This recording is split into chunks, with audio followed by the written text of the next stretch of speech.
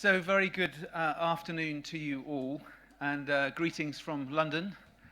I left London yesterday. It was raining, it was cold, and the leaves were falling off the trees. And so I'm delighted to be here back in the Mediterranean where the sun is still shining. I've been involved in counter-terrorism for most of the past 25 years as a New Scotland Yard detective. I'm conscious that what I have to say today is therefore just one perspective from one person from one part of the world. The prisms through which we view terrorism are actually not the same. They're often very different.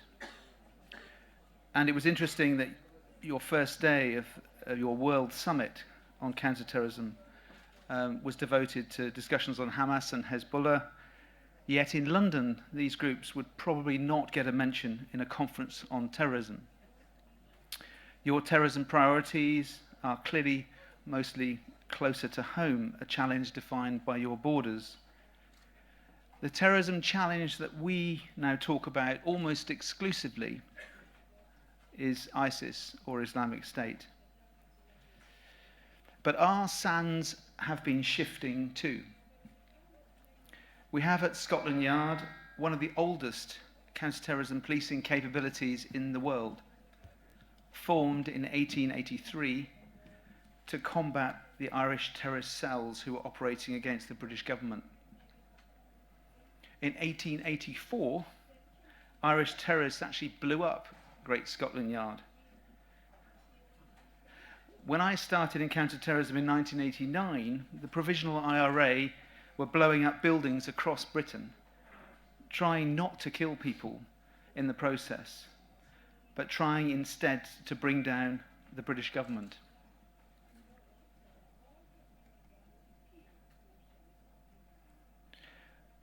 We had at Scotland Yard at that time a single desk of just 6 detectives dealing with international terrorism, and yet hundreds of officers on many floors dealing with the Irish terrorist threat.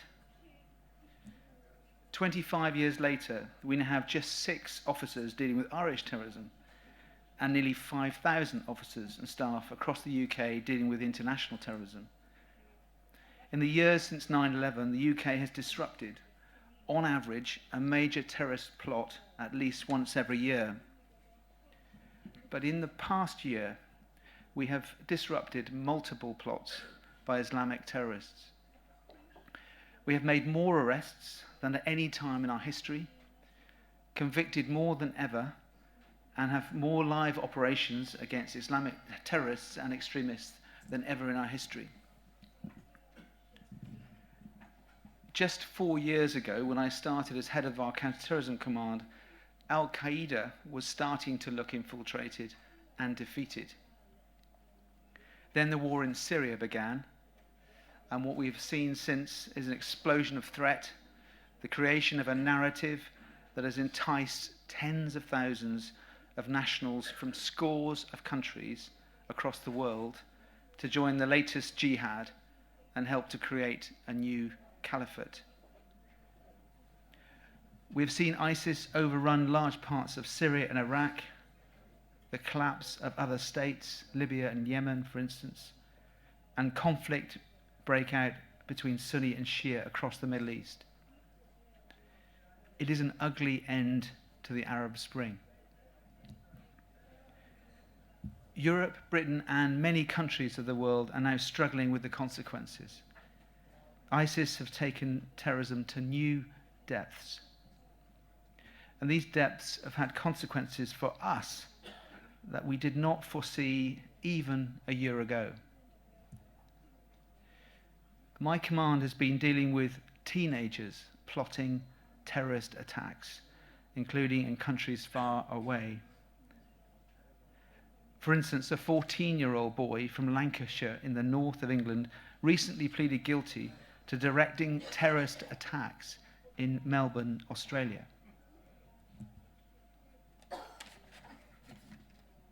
Many British extremists have travelled to Syria to join ISIS. Some have returned home to conduct and plan direct attacks against our military, our police, and our civilian population. Others have set up media outlets in internet cafes in Syria, spending their time radicalizing the young, the vulnerable, and our mentally unwell youngsters and young people. We've seen numerous British Muslim families up sticks and travel to join the caliphate. This is one young family that left last week that we managed to interdict in Turkey, and bring back to the UK. Ironically, this is happening as thousands try to get to the United Kingdom because they want to live there. And the migration crisis we are currently experiencing in Europe is a new manifestation of the strife in the Middle East and the war in Syria. But that is all the bad news. There is good news as far as Great Britain is concerned and the terrorist threat we have faced. There's been just one single successful terrorist attack in Great Britain in the past 10 years, with one single fatality using a single knife. And that was the murder of a soldier called Drummer Lee Rigby in an attempted beheading attack. Despite the severe threat over this period, the involvement of Britain in wars in Iraq, Afghanistan, Libya, and Syria, one single terrorist attack at home. Now, this has not been by chance, and we are proud of the approach we have adapted and adopted to the terrorist threat in the UK. We learned during the Irish terrorist campaigns that you win against terrorism if your agencies are joined up and working together. So we work hand in glove with our intelligence agencies, MI5 and MI6, who are highly effective. There are no silos in the British counter-terrorism machine. Unlike many countries in the world, we no longer do inter-agency rivalry. You win also if you operate within the rule of law. And I noted Dan Meridor's comments earlier, your former Minister of Intelligence. You win when you convict terrorists in a court of law, and when you can present credible evidence in a clinical manner, even if it takes time, even years or decades later. Let me give you just 3 case studies from the UK. A few months ago, we prosecuted a British terrorist called Sardar for making an improvised explosive device that blew up an American Army patrol in Iraq in 2007, killing Sergeant Randy Johnson of the US 2nd Cavalry Regiment. Sardar had left the UK over 8 years previously to join a terrorist group who were targeting US patrols in Iraq. After making many IEDs that were used to attack US patrols, he subsequently returned to the UK. And in the intervening years, he reinvented himself back in London as a London black cab driver, a London cabbie. 8 years after this terrorist attack, we solved the case against using painstaking forensic and circumstantial evidence that had been recovered by the US military and taken back to the Forensic Research Laboratory in Virginia. The Americans recovered a partial fingerprint from a fragment of the IED device that killed the soldier. The evidence placed Sardar in the team of bomb makers in western Baghdad. We then demonstrated that this was an act of terrorism, not an act of war. Sardar was a British citizen who had committed a crime overseas, and murder is one of a small number of offences that are extraterritorial. The evidence was irrefutable.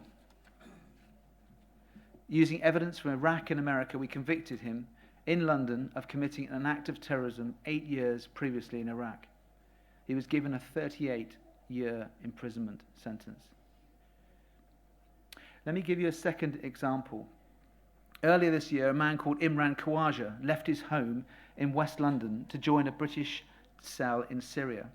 The cell was called Raid al-Tawhid, who were fighting in support of ISIS. This organisation translates as Banner of God, and it's a mouthpiece for British fighters from London that are fighting in support of the Islamic State of Iraq. Rayat al-Tawhid encourages British citizens, to join the Syrian war and openly posts videos, messages and images on social media, encouraging them to join ISIS, as well as spreading Islamic extremism propaganda. We evidentially captured this material that showed, amongst other images, firearms, videos of executions, and a video of a person displaying severed heads. One of the men in the videos was named as Abu al-Britani, and this is him holding up a bag of heads of decapitated Syrian soldiers. After a few months, he faked his own death on social media. He was reported on Instagram as being killed, but in fact he returned to the UK. We stopped him at a seaport called Calais. We undertook a fast download of his phones and recovered digital forensic evidence. A comprehensive review of open source material posted on social media was completed, and it was established that Abu al-Britani was in fact Imran Khawaja, a man from West London. Using images from Khawaja himself that he had posted on social media, we were able to match these images on his phones against the social media publications. He was effectively convicted by his own social media postings. A third example shows the threat from within the UK from young extremists, teenagers, inspired by terrorists in Syria. An operation was started in May 2014 when we received information that a 17-year-old teenager called Ziamani had recently converted to Islam. In fact, he came from a very good family, and it was reported he held radical Islamic views, and he was posting those views on Facebook. A search of his address discovered extremist literature which glorified the killing of Lee Rigby, with a suicide note a typed letter addressed to his parents, suggesting he was going to wage war against the British government in the UK. Aged 17, he had become radicalized in just 12 weeks through association with an organisation called Al-Majroon, who are a proscribed terrorist group in London. His Facebook postings went from normal teenage shots of himself in tourist sites in London to extremist ISIS postings in a matter of weeks. Just 12 weeks after conversion to Islam, following a lengthy surveillance operation, he was arrested in possession of an ISIS flag, a large knife, and hammer on his way to behead a London soldier or an army cadet. He was sentenced to 22 years imprisonment. ISIS are perhaps being slowly defeated by the war in Iraq and Syria. But outside of war, counter-terrorism is, I believe, fundamentally a police, not a military business, undertaken by clever and sophisticated intelligence agencies, working alongside a police counter-terrorism machine that can present intelligence, and sometimes covert intelligence, as evidence in a criminal court. There are many more cases like these three I have described. In the past 2 years, my command has convicted over 100 terrorists in London with terrorist-related offences. It has taken the United Kingdom 25 years to develop this system, or even longer you could say, but it does work, we believe. Our prisons are filling up, and many terrorist attacks have been disrupted. The only weakness in the system is the weakness of the counter-terrorism structures and systems of some of the other countries we deal with. A Tunisian ISIS terrorist trained in Libya and equipped with a Kalashnikov and some homemade grenades killed 30 British nationals in 30 minutes on a beach in Sousse in June of this year. It was a gratuitous attack targeting British nationals specifically. Sadly, 50 British nationals have been killed by terrorist attacks overseas in the past 10 years, compared to the one single fatality I mentioned earlier that has happened on our home soil. We have managed to make Britain a hostile place for terrorists to operate, but we are now working harder than ever to train and build similar CT counter-terrorism measures overseas, upstream of the threat. We are trying to export our British model of counter-terrorism: sound terrorist legislation, effective intelligence agencies, coupled with highly skilled police officers who can convert intelligence into evidence and fight terrorism through the rule of law. This expertise increasingly relies on digital media, which needs to be captured and seized evidentially and then examined to find intelligence and evidence.